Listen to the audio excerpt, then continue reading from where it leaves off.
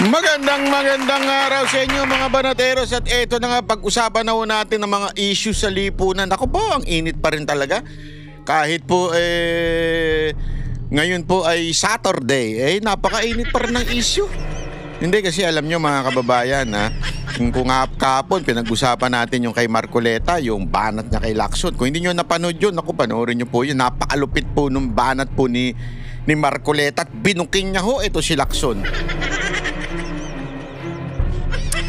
Alam mo, ngayong mga issue na ito, itong mga nakaraang araw, ay napakatindi kasi dito mo makikita talaga yung mga yung ginagawa ng gobyerno para ho talaga matakpan yung matinding korupsyon nangyayari sa ating bayan, di ba?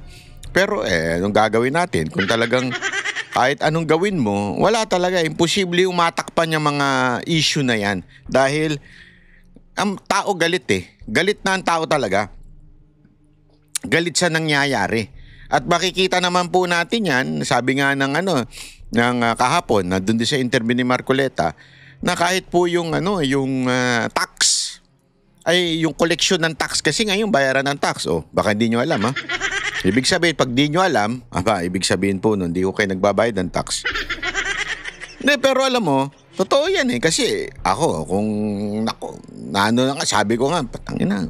Bawat kasi sinisingil ako nung yung aking auditor na, ito, panahon na, magbabayad na tayo ng tax. Sabi ko, napapakamot ako. Sabi ko, grabe naman, Grabe, I mean, ang sakit Yung pera mo na ibibigay mo pa sa gobyerno, tapos malalaman mo, ipambibili lang pala ng mga nepo babies. Gagamitin lang nila sa mga kabit nila yung pera natin. Ang sakit, di ba? Ang sakit. Hindi yung biro lalo na yung hindi automatic ang bawas ng tax. Yung kailangan mo talagang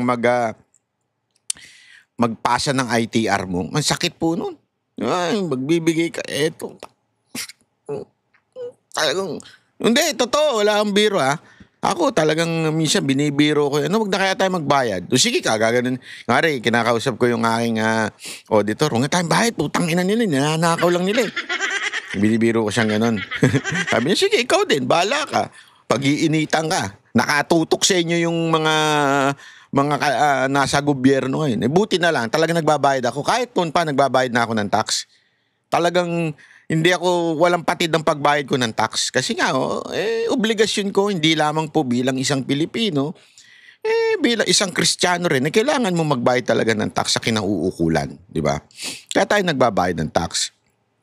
Alam nyo, ngayon, bumababa daw ang collection. Kasi nga, naiinis na ang tao. Kaya nga, di ba yung iba humihingi na ng tax incentives? Kasi, hindi, para bagang, napatunayan na natin, tangina mo, gobyerno to, napatunayan na natin, ninakaw yung mga pera natin. Wala ba kayong gagawin to compensate? Diba? Parang ganun Wala ba kayong gagawin? Sabi ko nga sa inyo. Kaya nga ito, meron nung itong balita na ito, na matindi hong ba na to, Ito.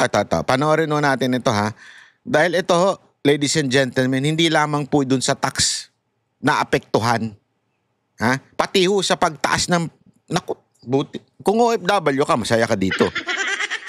Kasi malaki pera mo, napapadala mo. Pero kung taga dito ka, hindi ka nakakatuwa. Kasi tandaan ninyo, pag tumaas ang dolyar, ang taas po ng bayarin. Ibig sabihin tataas lahat.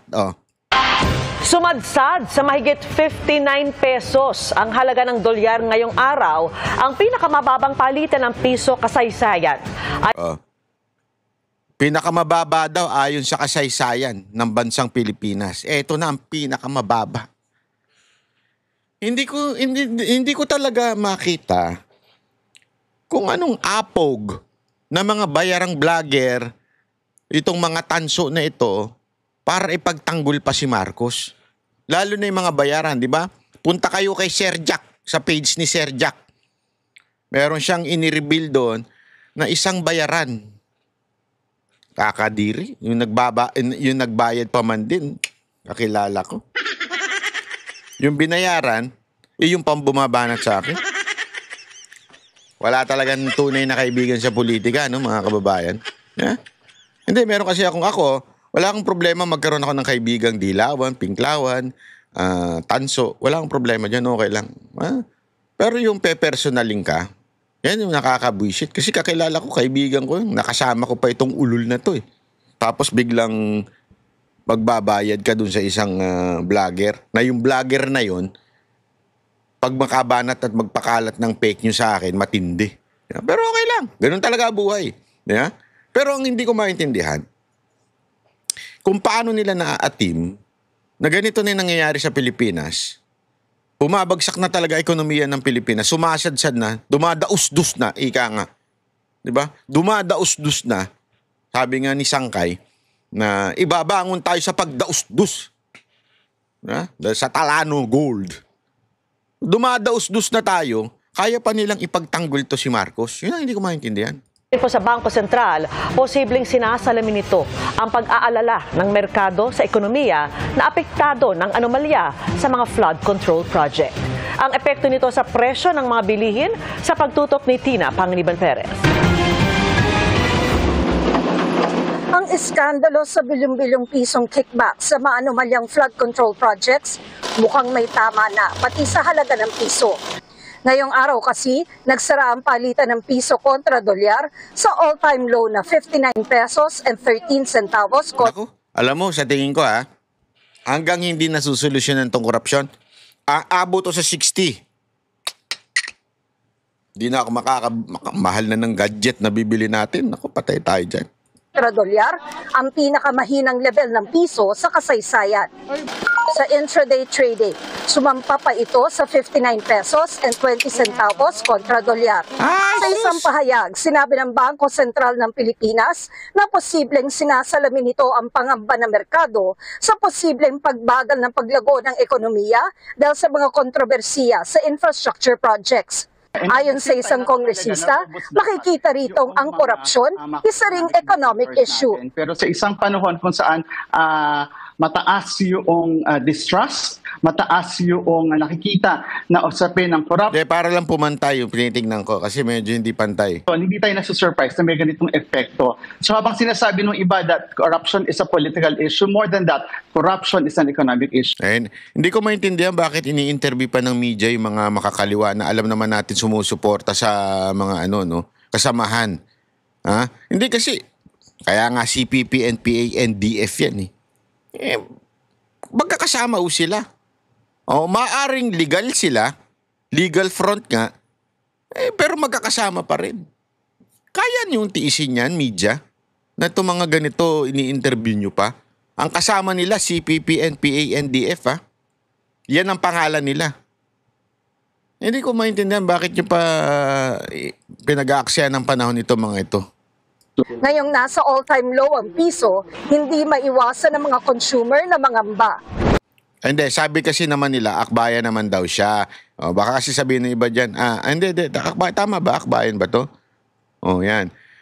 Baka kasi, di ba parang breakaway group naman daw sila. Kasi yan ang, yung grupo ni Ontiveros, para di umanong breakaway group daw. Hindi naman daw talaga, di ba sabi nga ni Ka Eric, ito yung mga hilaw na komunista, something like that. Nakalimutan ko na what's the exact term. Pero gayon pa man, ganun yung kanilang ideolohiya di ba? Maaring hindi sila magkakasama in a sense na nag-uusap-usap, maaring ganun. Pero yung ideolohiya nila, iisa. Hindi maganda, mali para sa akin, ng corruption, hindi tayo nasusurprise na may ganitong epekto. So habang sinasabi, ngayong nasa all-time low ang piso, hindi maiwasan ng mga consumer na mangamba. Ayon sa isang ekonomista, kailangan maghanda sa pagtaas ng presyo ng bilihin, pero may mga makikinabang din sa paghina ng piso. Tataas yung importation cost. Pero dahan-dahan, may konting pick-up yan sa mga presyo ng bilihin. Umakit yung dollar, a little over 59 ngayon, sino makikinabang dyan? Yung mga kumikita in US dollars. Mga exporter, mga YouTuber. Dapat nga maging masaya ako Pero hindi kasi ako masaya kasi ganun din Alam mo, kare mga kamag-anak ng OFW, di ba? Masaya kayo dahil yung inyong mga kamag-anak na nasa ibang bansa pag nagpadala, dolyar. Sabihin na natin, malaking pera. Pero remember, pangkalahatan, hindi yung laki ng pera nyo kasi may tataas din tataas din yung, parang pataas lang ng pataas. Lumaki nga yung kinikita ninyo, pero yung gastos naman dahil ang pag-i-import, mas mahal na rin dahil bibilin mo, halimbawa, yung dating binibili mo ng $1, di 50 pesos yan. Ngayon, katumbas niyang 59 pesos na. So, tumaas ng 9 pesos, di ba? Kahit ba ikaw, tumaas din yung sahod mo, hindi pala sahod, ayuda mo mula sa magulang mo na nagtatrabaho sa ibang bansa, tumaas man yan, pero yung bibilin mo rin naman, tumaas din. So, sa madaling salita, sana ba kung lahat ng pambibili mo galing doon sa magulang mo? Siyempre, meron ka pa rin sariling kita dito. Kung nagtatrabaho ka, unless ka lang, tambay ka lang sa bahay mo, maasa ka sa magulang mo. Di ba? Kung nga rin, nagwa 150 ka. Sa mga Barbie, sa gabi, lumalabas ka para 150. Yung 150 mo, mababawasan na ngayon kasi ang presyo ng tataas na. Tama, mali? OFWs, of course. Magpapasko pa naman, di ba? So, mataas yung palitan, no? So, yung mga turista, yung mga foreign investors na mamumuhunan pala sa Pilipinas. Mahalaga raw ang good governance para makabawi ang piso. Yung mga kailangan parusahan, dapat iserve yung hustisya. As the saying goes, justice delayed is justice denied. Yung mga petty crimes, di ba? Yung mga nagnanakaw ng cellphone, yung mga nagnanakaw ng gatas, no? Kasi gutom yung sanggol o yung anak na nakuhuli yung, di ba, kaagad? Nakukulong. Ganon din dapat, pagdating sa malalaking amounts. Sabi ng BSP, hindi ganun yun. May due process pag malaki amount Kaya nga yung pinakamalaking nagnakaw na amount ngayon tangina, bayani pa, animal.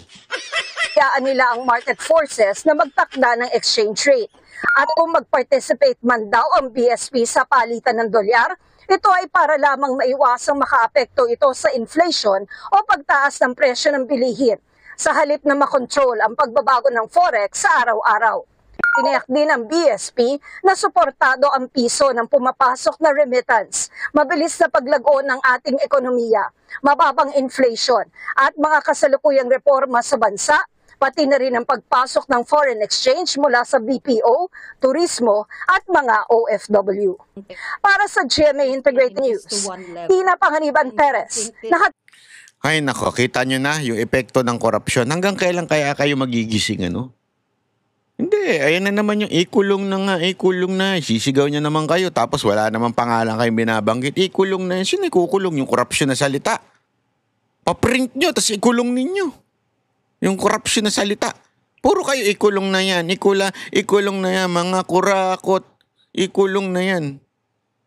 Ang gawin nyo, mangulangot kayo, tapos ikulong nyo. Ikulong na yan, mga kulangot, ikulong na yan. Ganun ang gawin nyo.